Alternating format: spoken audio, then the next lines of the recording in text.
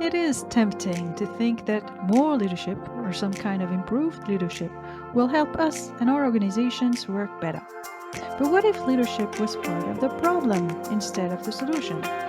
What if our understanding of it only maintained principles of the past, which no longer serve us well?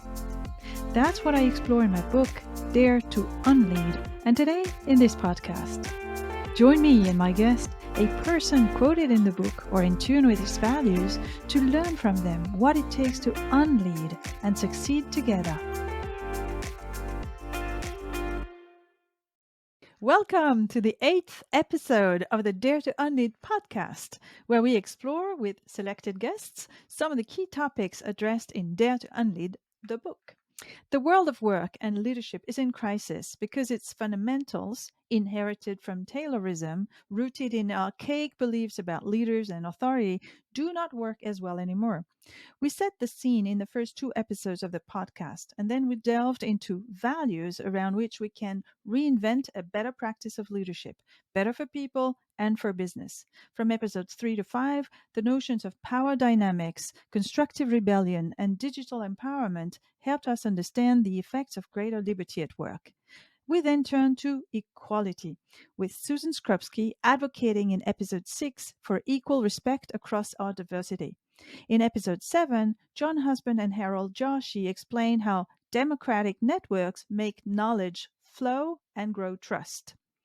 But how do we use networks at work in practice? This is what, as a closing discussion on the principle of equality, we're about to address now. My guest today is Sharon O'Dea, a digital strategist, an experienced web professional, an award winning entrepreneur specializing in digital workplace and strategy who has lived and worked on 3 continents.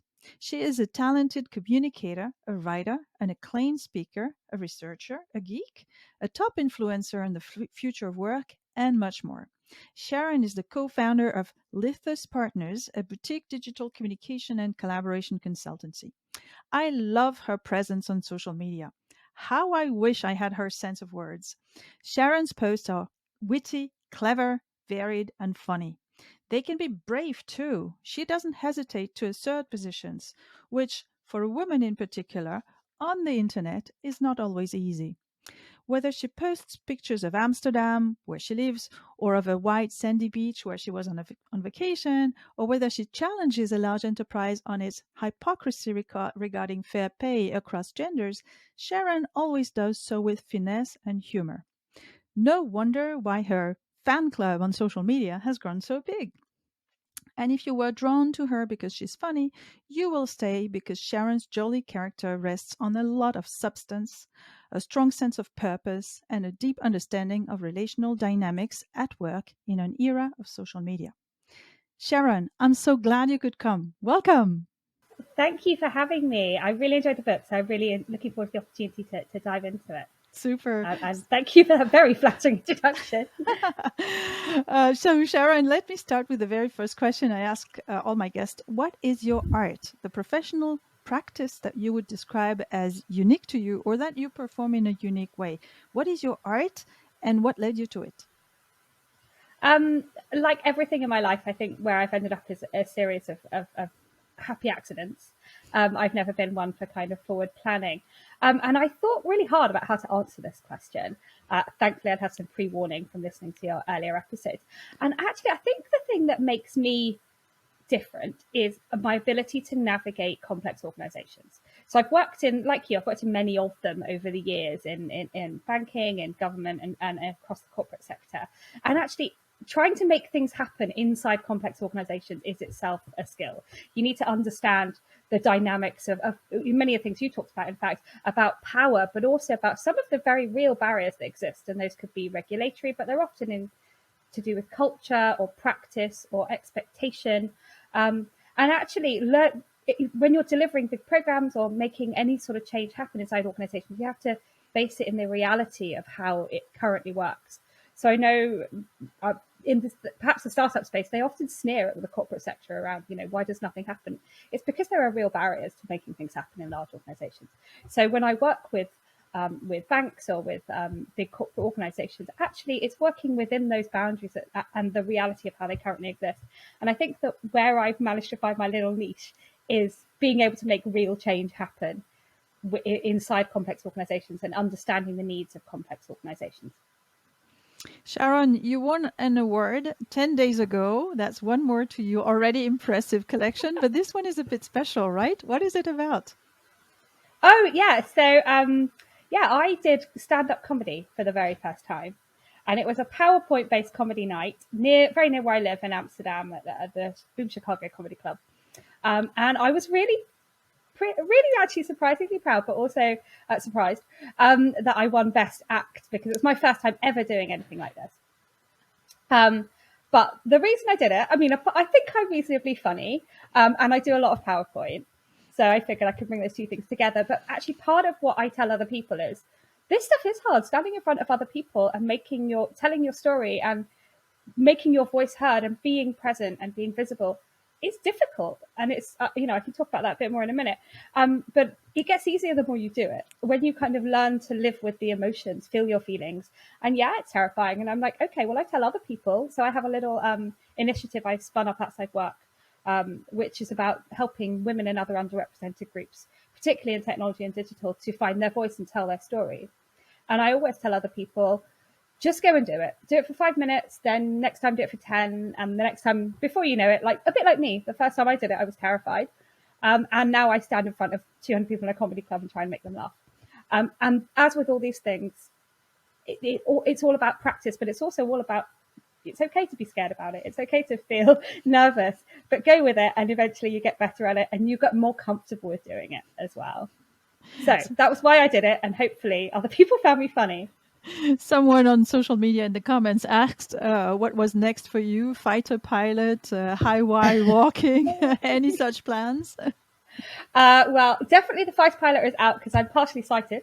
So I'm barred from ever having a pilot's license. It is about the only thing I am barred from doing as a result. But definitely not fighter pilot. If you'd ever seen me play video games, you probably wouldn't get in any kind of vehicle with me. So, but actually, it's one of those things that is. I'm sure that person was joking, but actually, it's unusual when you get to our middle stage of life to genuinely do new things and learn new things, and actually, it's weirdly rewarding whenever I do it. So I've moved to a new country, I'm learning a new language. I've pushed myself out there and learned to do comedy, and actually, you can still learn new things at every stage of life, and I think that is sort of an important lesson for me over particularly the last few years to grow in that space. That's amazing. Your LinkedIn bio states that you are passionate about the power of social web to drive positive change of services, organizations, and of communities. What do you mean? What is the kind of positive change you have in mind? Well, you touch on quite a lot of this in the book, actually, around when we work as networks as opposed to working in hierarchies, we can identify new opportunities, but identify new ways of doing things.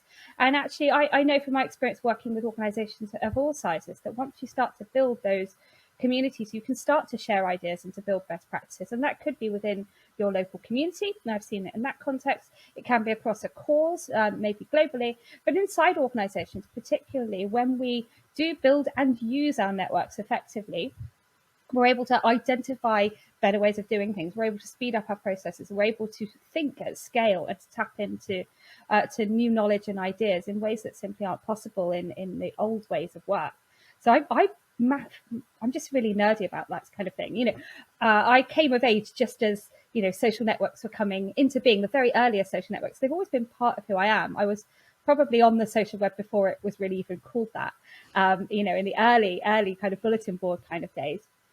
And I've always been fascinated by the opportunity that they present to connect people with ideas and to connect people with opportunities and to inspire people to tap into something bigger than themselves. And I think that's a huge opportunity for organizations and for communities. And Sharon, do you feel the web is still social? Haven't advertising, algorithms, monopolies, polarization, and disinformation warfare, just to name a few, crushed the sort of the original hopes associated with social media? Is it behind us or is it still present? And what keeps you hopeful if you still are?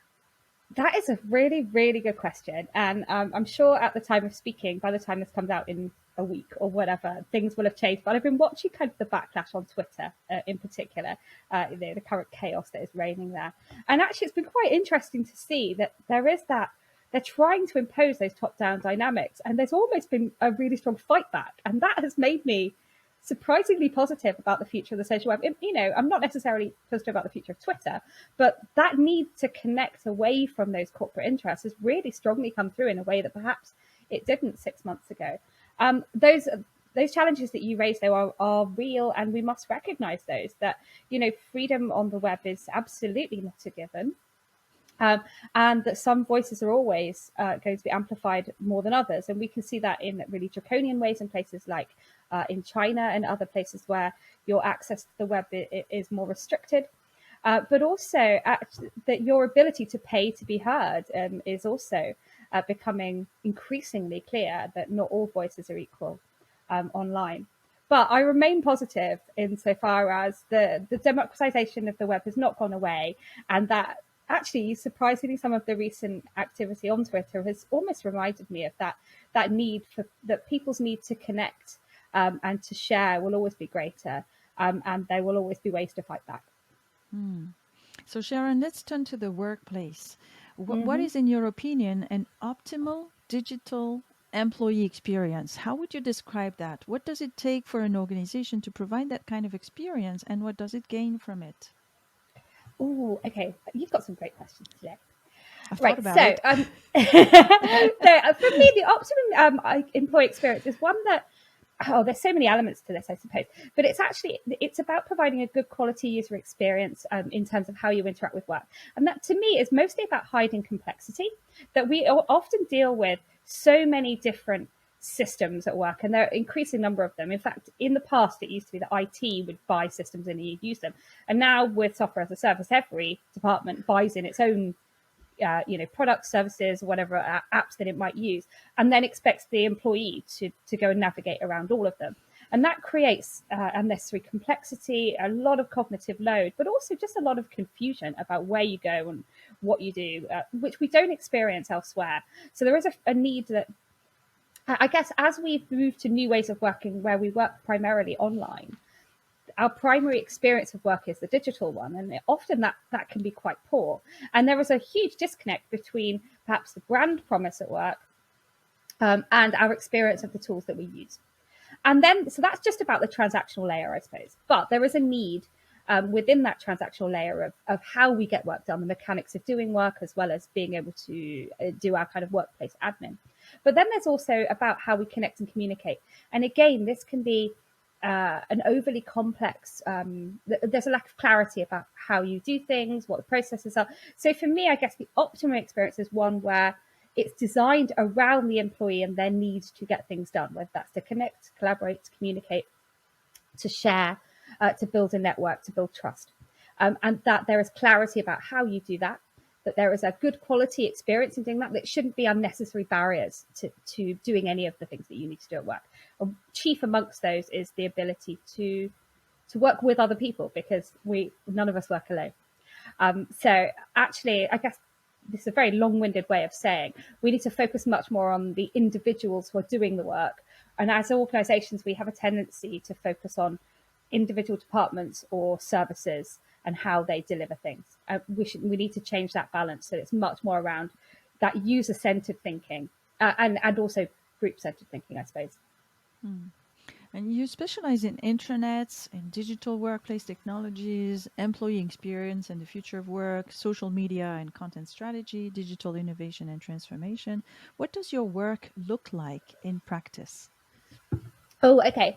So generally speaking, I tend to work with about two, sometimes three clients at a time on we do quite a lot of, so my business partner and I do quite a lot of discovery projects in particular.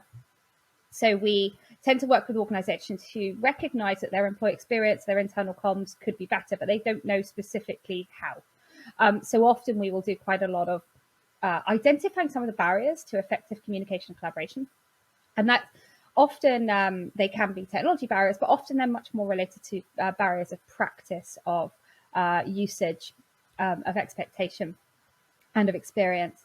So we will often work with organizations to identify, what their needs are, but not just what their needs are today, but recognizing that work itself is changing. So intranet digital workplaces take, even the fast ones, you're going to take a good year to roll something out. So we need to think about the workforce, not where it is today, but where it will be in a year when you finish rolling something out. But also, these programs tend to stay in place for 4 or 5 years. So where will it be in that time? The workforce is changing quite a lot. So how do we build in the capacity to change as well within that?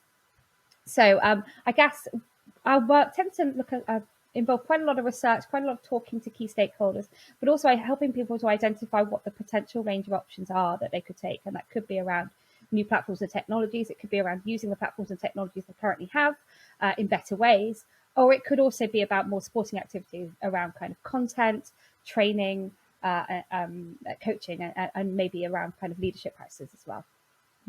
Have you seen a qualitative leap, or a quantum leap on these subjects since the pandemic? Has your work radically changed since then, or not so much?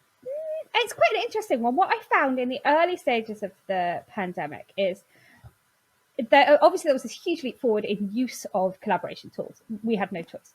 People were sent home. What was quite interesting is that most organizations already had the right tools. They just weren't already using them in a particularly useful way. Now, what tends to happen, we do change, is we tell people about the change, we give people the reasons for the change, and then we make the change. What happened in the pandemic is that we made the change, and then people had to get used to the why and the how. So it was the opposite way round from our usual kind of planned change curve. What we're now finding, and actually it's meant that on the one hand, suddenly everyone recognizes how important workplace technology is, which is, I think great for work in general and great for me as a business, fantastic. But actually what we're finding now is that a lot of the work we're doing is almost unpicking the damage. That we had no choice. People had to go and keep the engine running, as it were, but actually it's suboptimal. We know that there's, we need to fix some of the practices. So actually quite a lot of the work that I'm doing lately has been really focused on understanding how tools are currently used and what's suboptimal about that, around kind of Teams usage. Often we find that organizations will have kind of a social network like Yammer, Viva Engage, but they haven't worked out what they're using it for, and they could be using it a lot better. And at the same time, there are gaps in how they communicate and collaborate. So it's almost having to go back and do the strategy that you would have done early on, but with the adoption curve already completed, if that makes sense. So there's a lot of actually, let's go back and relearn, or in your actually borrowing your phrase, kind of unlearn how to use these and learn again around how we might make ourselves more visible, more open, more collaborative, using the tools that we already have. Rather than, in the past, quite a lot of the work I did tended to be building a business case for investment in a new platform. And that tends to happen a lot less now.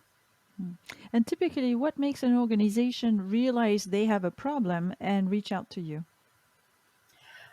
I'd love to say that it's because they've got low engagement scores, and that's sometimes the case. But generally, realistically, they're driven by their broader business objectives, I suppose, as it should be. So, is there a reputational or operational risk attached to your failure to act?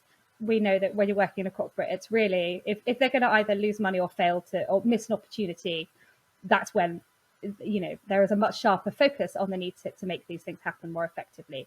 So it tends to be less the attrition, but more of the recognizing the potential opportunity cost of failing to act. The other thing I'm finding is we are still in a really, really tight labor market, and people are recognizing that the world of work is changing. And what we've failed to do a lot of the time is make our ways of working catch up with the reality of how work has changed. So it's not just about, working from home and hybrid working, but actually the fundamentals of work. The relationship between people and work is changing. It's becoming less characterized by loyalty, but much more transactional. And, people have portfolio careers. They maybe do 2 or 3 jobs at the same time. And that didn't used to be the case in the past. People's tenure with organizations has shrunk, and that's not just around with a job. People do short-term contracts, and there is a need to get people up to speed much more quickly. So I heard of one organization recently that found that its time to full productivity was 18 months, but the average tenure was 12 months. So on average, people were unproductive, which is an unhelpful place to be. How can we narrow that so that if we recognize the reality that people are going to cycle in and out of organizations much more quickly, we need them to be productive in a month or 2 months? And some of that is employee experience is really central to that. I need to be able to hit the ground running and find the things that I need to do and be able to connect and be productive as soon as possible. We can't wait 18 months in the new reality of work.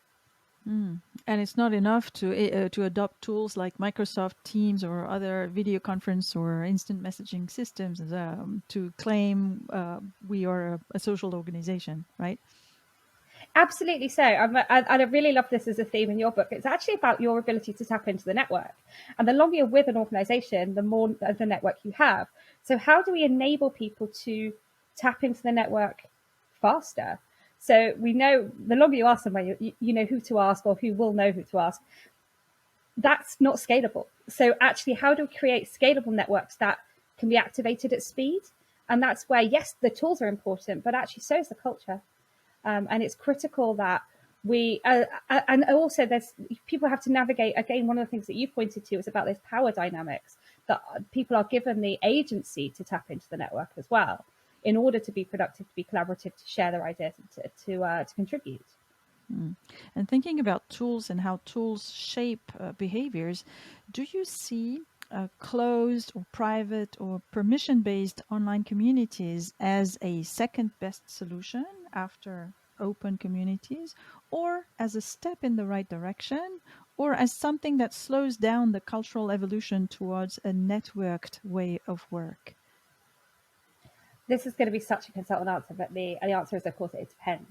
I like to believe that when you work with big, especially complex organizations in regulated sectors, you have to work within the realities of how they work, and there are reasons that you need information walls. So I find it somehow, so we know that some, for example, when Facebook launched its workplace product, they were like, yeah, everything should be open to everyone. And you're like, well, that's nice in theory, but that's just not going to land in an organization like this one or that one. And the reality is there are reasons that some of those are regulatory reasons, and some of those are kind of imaginary and cultural reasons, but we kind of have to work within the realities of how those organizations work.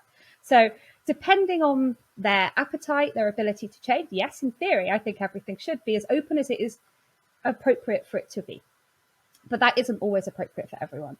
And I think we have to recognize that some sharing is better than none, and that we are working on that path. And sometimes it's not appropriate to be open to everyone, and that's also okay too.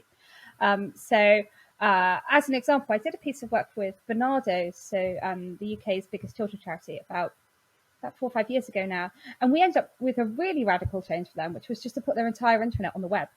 And the reason for that was that people are really busy.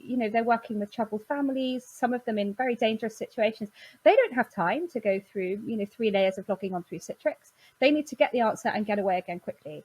So, things that we did were, how can we make the answers as easy to read as possible in as quick a time as possible? But also, actually, let's just be open about what we're doing. So if someone wants to steal their child protection policy, then good, they're really proud of it. So actually, and then part of being, it's about that commitment to transparency. But that works in their context. A bank that I might work with, absolutely not. They would never do that. And there are good reasons for that. So actually, when we're thinking about networks and our information, my answer is probably, let's make things as open as they can be, but recognizing that that isn't always open to everyone. And talking about networks, do you think they can thrive in an organization that has an autocratic culture? What do you do when you're confronted with a network unfriendly management culture? That's a really tricky one. The reality is it is difficult to make official networks work, actually. There's two answers to this question. So where you have organizations where leaders aren't committed to it, or don't give at least tacit permission for people to communicate and to network, then people will not do so in an open and visible way. We all know that adage, if your manager participates, you'll do it. It gives you some sort of permission to do it. And what we often find is you get nodes within the network who are actually really, really active and make things happen, often to the distrust of their own manager, who will be, oddly, it particularly happens to women. I find that younger women who will then make themselves really visible in their internal network or externally, and then find that they get pushback from from senior management because they're more visible. How do people know who you are and they don't know who I am? Well, that's because I've made the effort to make myself known. But so these power dynamics start to come through. But to go back to my earlier answer, if you don't have those sort of more formal or official networks, they'll still exist because people have a fundamental innate need to connect and to share. So what you end up with instead are multiple unofficial networks, and they might exist on WhatsApp. They may exist on company tools that you don't know about. They're under the radar. They're happening on that little instance of Slack you don't think about too often. So yes, absolutely. If management or senior leadership do not actively participate or encourage this, it doesn't make it go away. It just makes it hide. I had another question that may actually relate to that one, to the answer you just gave, but I'm going to ask you it anyway. Many people, especially young people, want a more egalitarian work culture. They dislike domination relationships and excessive control, and our work contributes to this new culture, so it's great. But as strategic consultants, we are contracted by those in power, right? Those who hold the budget, who do not necessarily want to release control, to interact transparently in a social network, or to share power. Are you confronted with this paradox? And if so, how do you solve it? This is, I think, has been bubbling under for about 10 years now, that there is a fundamental disconnect between our expectations of agency, of having a voice, as citizens, but particularly as consumers. And if you've grown up in a consumer society, which is pretty much everyone under about 50 now, where you have almost infinite choice in all things, and suddenly you come to work and you don't, you don't have choice over what you do, what tools you use. You don't have a huge amount of choice over how you get things done. You might need to follow fixed processes depending on the type of role that you have. And there is a disconnect there that I think that is growing over time. So it is a challenge that we are coming across, and it is actually a challenge to the fundamentals of collaboration as well. But on the one hand, we give people company provided tools and tell them that we need them to use that. And there's a good reason for that, because we need people to collaborate in the same place in order to get some of that value out of it. But then we take away some of the agency that people have to make choices about how they get things done. So there is a disconnect there, I think. But it is one that is starting to become more apparent as people want to make much more active choices about both the work that they do, their need to connect with organizational purpose, to have a lot more choice about when and where they work, and how they get work done, and their freedom to associate at work as well, and to have a voice. So there's a growing expectation gap between organizational need for control and an employee need for greater agency. And do you feel leadership teams or buyers are more open to new perspectives on power sharing, and all the other consequences of these new social tools? Frankly, no. I feel like the reality is people who are at the top of the pyramid, they got where they are in the old system, as it were. So they over-indexed some of its benefits because it worked for them. I think that's increasingly becoming a challenge over time as newer generations come into the workplace, and we're probably not far off being a 4-generational workforce as Gen Z start to join those of us who are a little bit older.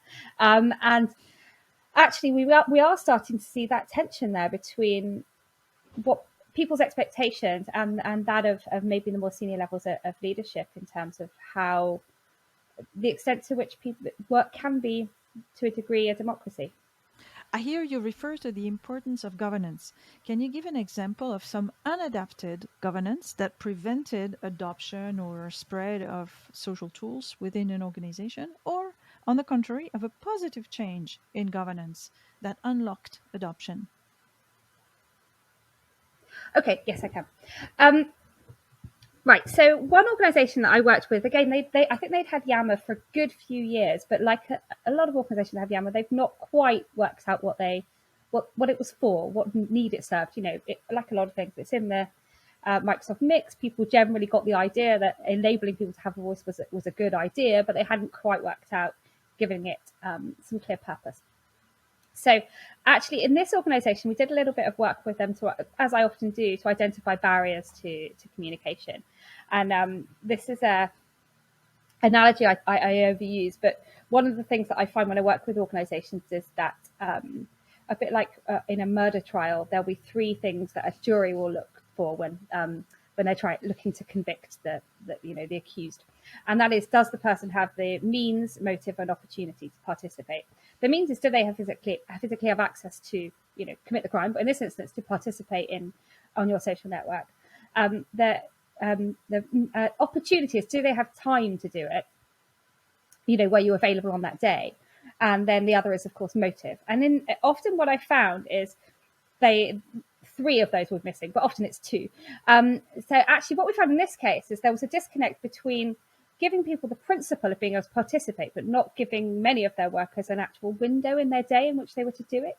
So actually, from a governance perspective, we actually have to think about how do we free up people to do that? And that could be ensuring that they have an adequate opportunity to participate, which actually meant having a lot less control over people's time, and ensuring that people had they had the ability to choose to participate at their own at a time of their own choosing, because you can't tell people have 10 minutes to go and participate on the social network, because it simply doesn't work that way. You need to do it when you feel like doing it, or it isn't social. And actually what it meant was we had to talk to that organisation about rethinking some of the control they had around individuals and how they manage their day, or this kind of social connection simply wouldn't happen. So within this particular audience group, which made up quite a lot of their workforce, actually, we recognised that if they wanted to have the benefits of becoming more social, we had to actually rethink some of the rules they had around individual behaviours and time management. About 10 years ago, I remember a common objection to using internal social networks at work was, I don't have time, or this is only for people who have time to spare. Do you still hear this objection often? Oh, absolutely. And there is so I often find when you do, network analysis on some of these, you identify kind of internal influencers, and they are people who spend quite a lot of time on that, but they often generate a huge amount of value. But it does tend to be a flashpoint. So you'll have internal experts, and they're often internal experts on something really specific. They can answer your questions on like an internal system that that lots of people use, but they're the organizational nerd on it. That person is probably saving help desk thousands of hours a year with their contributions. There will be others who are, they're connectors, they're nodes. They know who to connect from one person to the other. But it is a very common objection, which is, if that person's got so much time to be on there, are they not doing their job properly? And it's something I absolutely still hear. And it can be a flashpoint between individuals and managers, thinking about some of the points that you raised in the book around power dynamics, that, if a lot of middle managers love to act, or instinctively want to act, as gatekeepers of information, the social network stops them being that gatekeeper, because people can access information as and when they wish, often more information than their manager or leader may have. So some of those objections about time are actually, when you dig down, objections to challenging their role as a gatekeeper. Yeah, absolutely. And a final question about the workplace. In your work practice with clients, are you tool agnostic, or do you have a preference for some tools? As if we had a choice, really, because there's a dominant position from one of the players, as we know. But what is your position on that? I and we as Lithos Partners are very, very strictly tool agnostic and platform agnostic. As you know, there is a big dominant player in the market, but that doesn't mean that there are myriad ways to augment that particular. Yeah, lots of organizations are Microsoft and SharePoint houses, and for good reasons, but that doesn't mean that there's a very vast ecosystem of tools that you can use alongside that can improve your experience in multiple ways. And so for some organizations, that's right. And it's still in other organizations, we do recommend non-Microsoft solutions. They do still exist. And they are appropriate in certain contexts. It does feel a little bit like there's a lot of consolidation happening within the market generally, and I suspect we're going to see a lot more of that over the years ahead. So, small example, but Zoom just bought out WorkVivo, and so in order to have more of a holistic kind of employee experience offering. I get the sense there's probably going to see a lot more of that over the coming years, but at the moment there is actually a a fairly thriving market in tools and platforms across the collaboration and communication space. And yes, Microsoft is the dominant player, but there is still a lot of choice out there. Amazing. Now, moving away from the workplace, and that will be one of my last questions to you, Sharon. How easy is it to be a woman with an opinion on the internet? Any advice you would give to other women? I actually, that's a really good question as well. So I think I'm in a relatively privileged position in that I don't work for a big company. When I did, I used to keep a lot more of my opinions under wraps. So originally I worked for the government, so it was actually in my contract. I wasn't allowed to have an opinion on anything political or even that could be considered political in the public arena. And then I went to work for a big bank, and you can make assumptions about the politics for a lot of people who work for banks. They tend to be quite conservative, and I'm generally not. So actually, I've kind of taken it. It took me a little while to get used to having the opportunity to have a voice on the internet, and but now I love it. But I also feel like I can use that privilege on behalf of others who maybe don't have the freedom to act in the same way that I do. But it is difficult to be because, and there's lots of studies that show that women on the internet are more likely to receive abuse. I tend to just mute and block liberally on all social networks. If anyone, you have an absolute right to say what you like. I am under no obligation to read any of it, and I think that's the only way in which you can maintain your sanity on the internet when you have relatively strongly held opinions. Wonderful. So now is my last question to you, Sharon. What would you say to someone who hasn't read Dare to Unlead yet, apart from read it?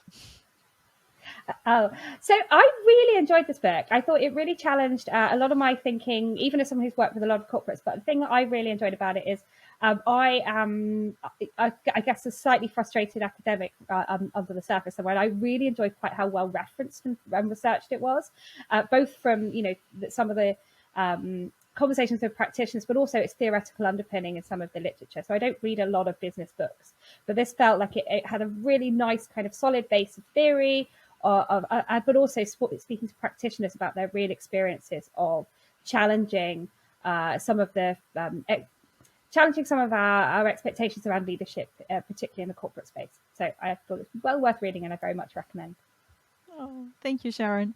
So, Sharon, it's been a real pleasure and a wonderful opportunity for me and our listeners to get more to know you better and to know about your work. All references and links to whatever videos, books, articles, social media references will be posted in the podcast notes. I thank you so much. It's been great, and I will keep following you with a lot of enthusiasm on social networks. Thank you, Sharon. Likewise, thank you so much for having me on, and thank you for many years of good conversation across the social networks as well. Great insights. Thank you all for listening. You'll find more info in Dare to Unlead, the book, and all links in the podcast episode description. And now, what else? Action! To explore further and apply these ideas to your own context, reach out to me at weneedsocial.com. Let's unlead together.